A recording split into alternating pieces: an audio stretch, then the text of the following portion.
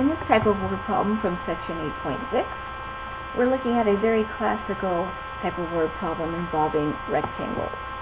So, since we're dealing with a rectangular swimming pool, and I see the keyword perimeter here, let's do a quick review on what a perimeter of a rectangle is, since we know the problem will be dealing with that.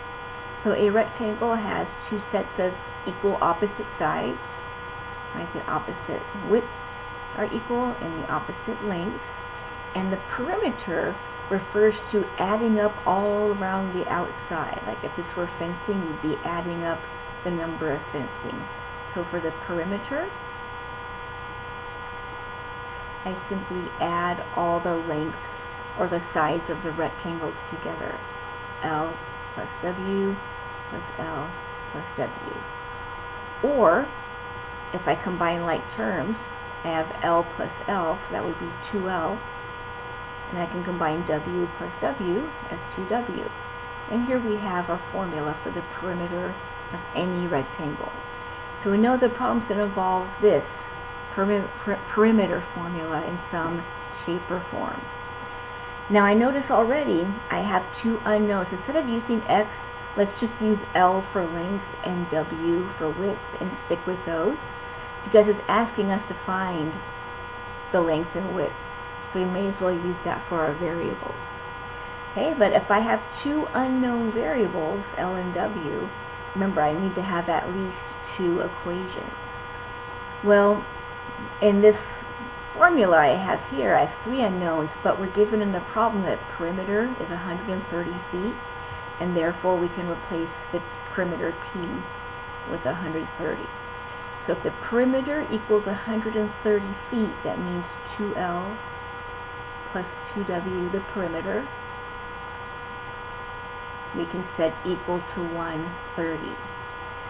So that's an equation with two unknowns. We need more information to be able to solve it, and that information is going to come right here where it says the length is 1 foot less than twice the width. We're going to have to use our translation skills here.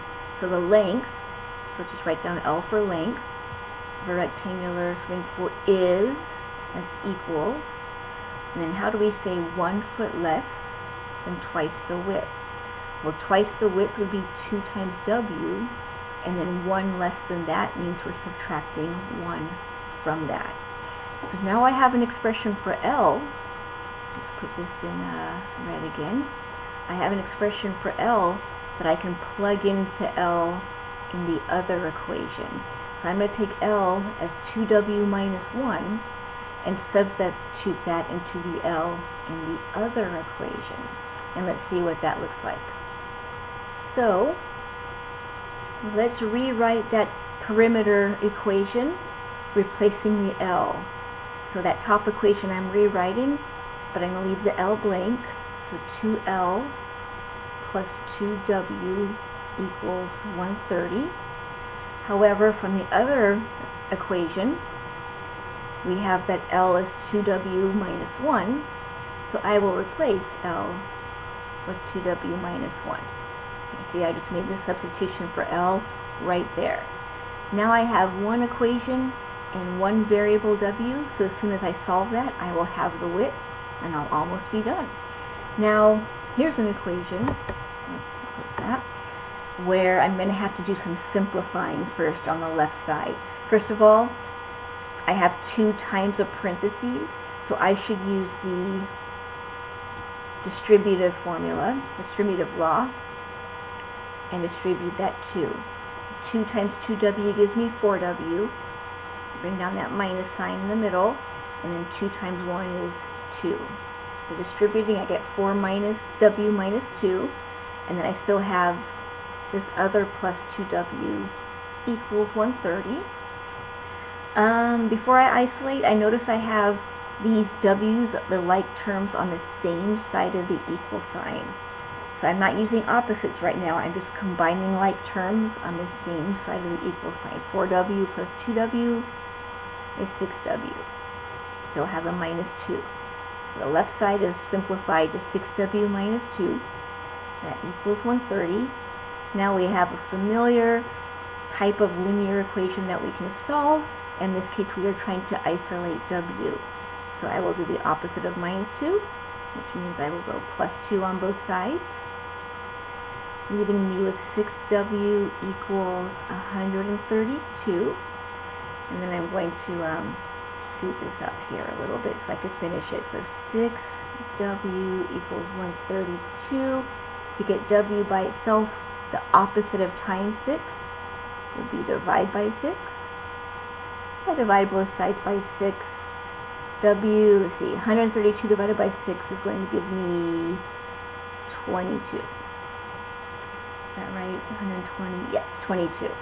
Now, what units of W is a width, right? So we should say width and length, or feet, inches, some sort of units, and the units in this problem is feet. So we should be careful and put 22 feet. All right, so that's half of the answer. It's asking for the dimensions, which means it wants both the length and the width. But once we know the width, it should be fairly easy to find the length because we know how they relate together already. In fact, this relationship right here relates the length and the width together. So if I plug w equals 22 into that relationship and crunch the numbers, that'll give me L. So that's exactly what I'll do to find L.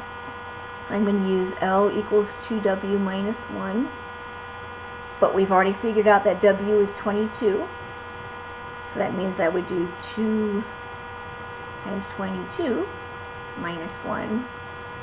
That's 44 minus 1, 43. 43 what? Feet.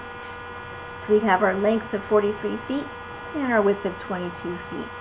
And the nice thing about these kind of problems is that we can, check and make sure that it actually fits the whole description. So this is saying if I have a rectangular swimming pool where the widths are both 22 feet and the lengths are both 43, I could actually draw that in the diagram and just literally add up around the outside and make sure it adds up to 130. Right? If I add 43 plus 22 plus 43 plus 22, that does in fact add up to 130. And then I can check that the length is 1 foot less than twice the width. Well, twice the width would be 44. 1 less than that is 43. So that checks out. So everything checks out. The description is met. So my final answer, width is 22 feet, length is 43 feet, and we have found the dimensions. Again, there are a lot of steps in this problem because we had to translate and interpret into 2 equations, and then I had to make a substitution to make it into 1 equation and then solve the equation. So there are a lot of pieces to these word problems. That's what makes them so challenging for many people, but it always starts off with picking out those key words and phrases and translating from English into mathematical expressions. We'll explore one more type of word problem that might pop up in the 8.6 My Math Lab assignments. We'll tackle that next one, which is going to be the angles of a triangle, in the next video.